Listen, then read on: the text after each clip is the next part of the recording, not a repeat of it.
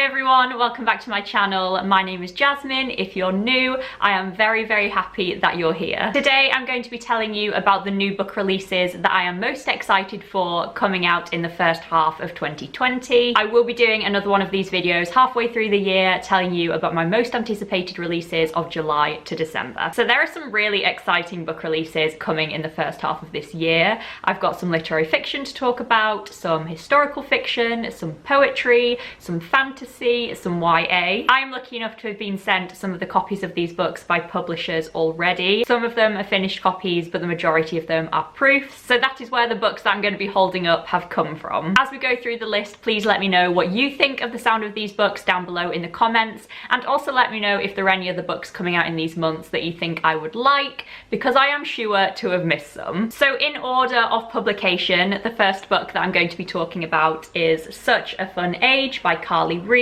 This was published on the 7th of January by Bloomsbury. This follows a young black woman who is accused of kidnapping the white toddler that she is babysitting one night at a supermarket. The mother of this child, who is a successful blogger, then resolves to work with her babysitter to make this all right. I am already reading this one and I am loving it so far. It is surprisingly light and humorous and easy to read, as well as being a piercing social commentary on things like race and privilege and to some extent social media. This is very much up my street and I'm hoping that it continues to impress me because I'm really liking it so far. I mean, this is blurbed by Jessie Burton, who I absolutely adore, so as soon as I saw that I knew it would be good. The next book I'm going to talk about is Long Bright River by Liz Moore, and this was published on the 9th of January by Hutchinson. This book is set in Philadelphia and it follows two once inseparable sisters. One of the sisters is now living on the streets and is struggling with addiction, while the other sister is a police officer. In this novel, the sister on the streets disappears at the same time as the police start investigating a string of murders in the area. I believe that this novel alternates between the present day mystery and also the sisters' childhoods,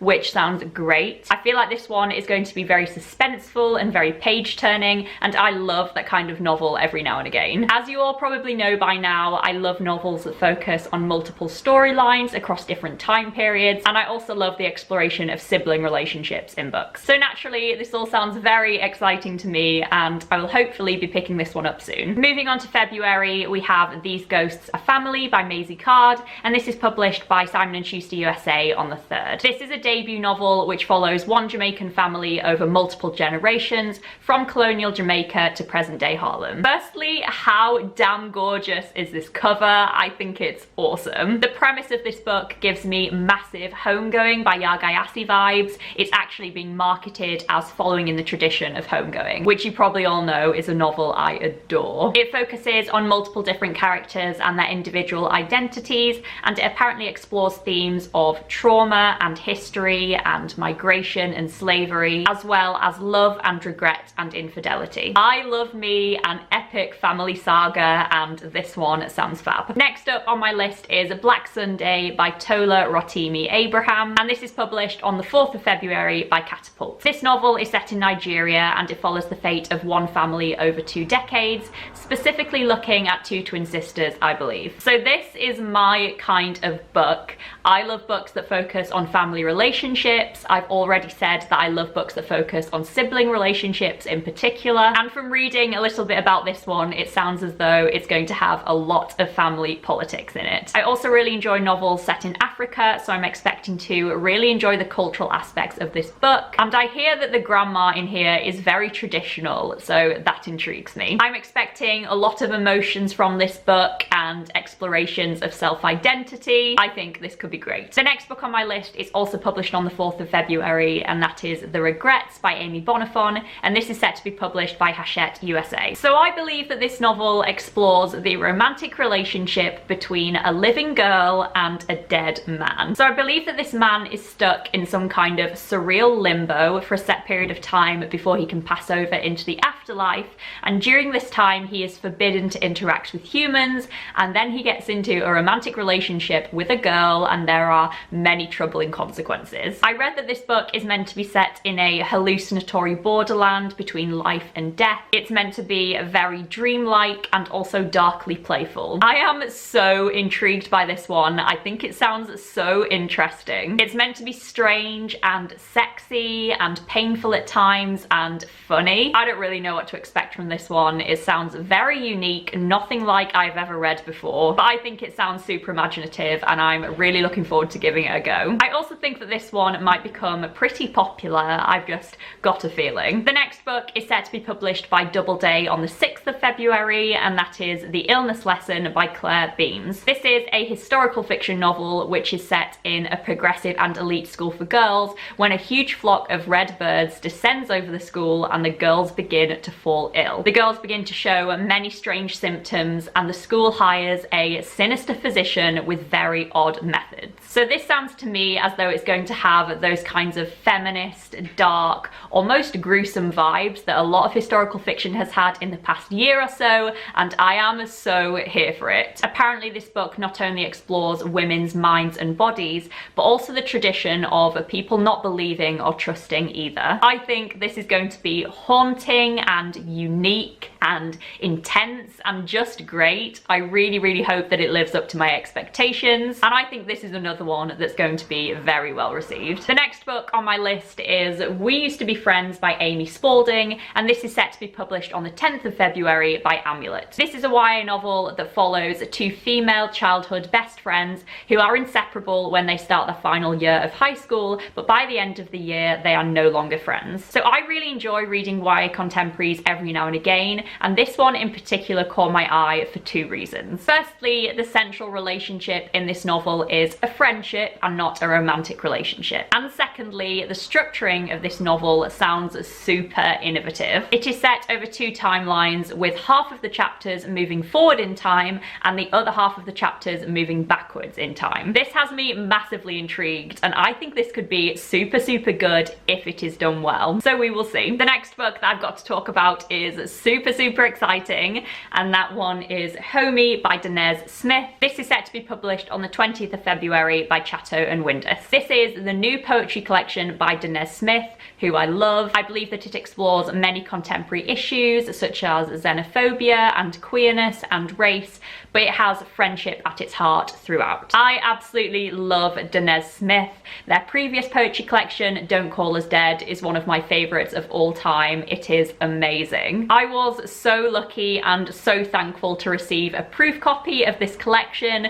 Thank you so much. And so I will be starting this one very soon. Next on the list is Dear Edward by Anne Napolitano. I think that's how you say her name. And this is set to be published on the 27th of February by Viking. This is inspired by the true story of a young 12-year-old boy called Edward, who was the sole survivor of a plane crash that occurred when him and his family were on a trip to Los Angeles. Apparently, this is about discovering yourself and finding your purpose, as well as the difference between surviving and living. It is said that this novel is perfect for fans of Celeste Ng. That is me. It is coming of age. It follows a whole cast of characters. It's said to be very emotional. If this is done well, I think it could be very luminous and life-affirming and ultimately unforgettable. Moving on to March, we have Under the Rainbow by Celia Lasky. This is set to be published on the 3rd by Riverhead Books. This novel follows a group of queer activists who move to a small town labelled the most homophobic town in the US. And I believe that through the course of this novel, the views of the residents and the outsiders are challenged and upended. This sounds like a great premise of a book to me.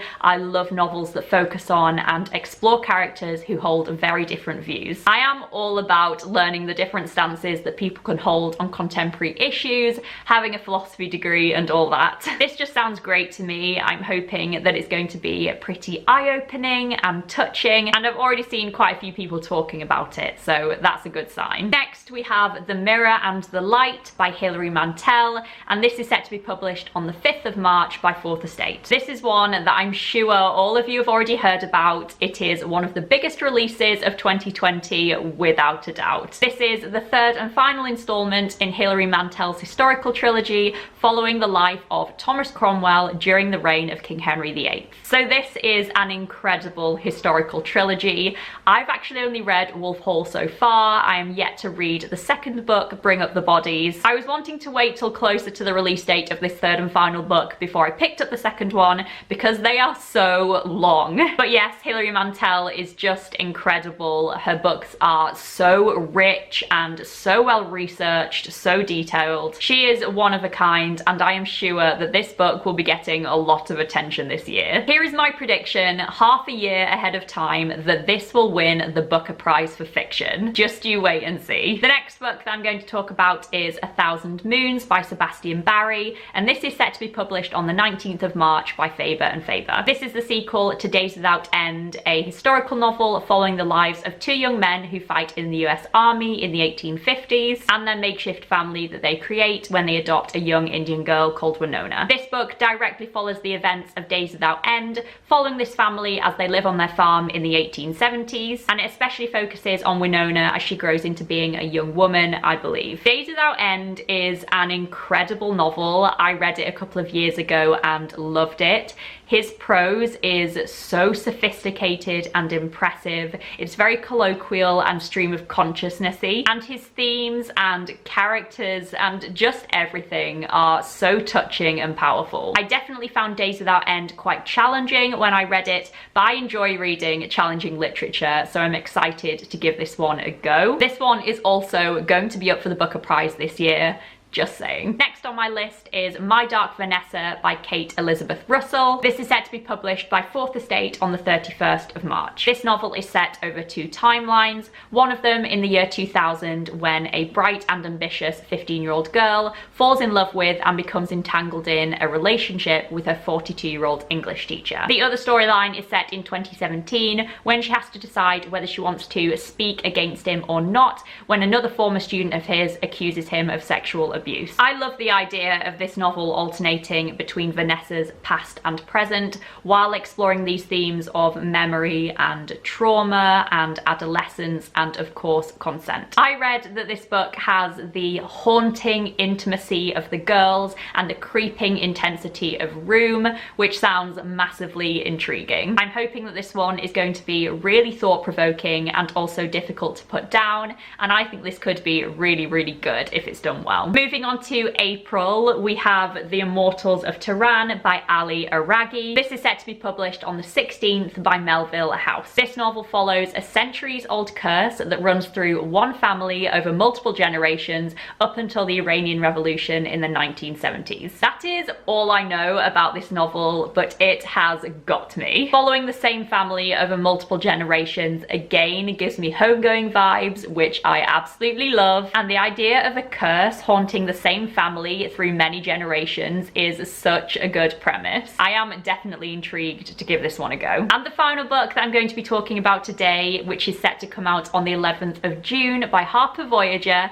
is The Empire of Gold by S.A. Chakraborty. This is the third and final fantasy book in the Daevabad trilogy, which I am sure you've all heard me going on about by now. I read the first two books in this trilogy last year and I loved them. They were both two of my favourite books of the year, and this trilogy is now pretty certainly my favourite fantasy series ever. This series just has everything that I want from a fantasy series. If you want to hear my more detailed thoughts on the books, then just go and watch my favourite books of the year video. It's all there. But rest assured, this is my most anticipated release of the year. I will be reading it as soon as I can get my hands on it. I am praying for a proof copy of this book. So those are the books that are coming out in the first half of 2020 that I am very, very excited about. As I said at the beginning, please let me know your thoughts on any of these books, and do please let me know if there are any that are coming out in the first half of the year that I should know about. I would love to hear about more from you guys. Please let me know about your most anticipated releases of 2020. I would love to hear, and I will see you very, very soon with my next video. Thanks for watching, guys. I'll see you soon.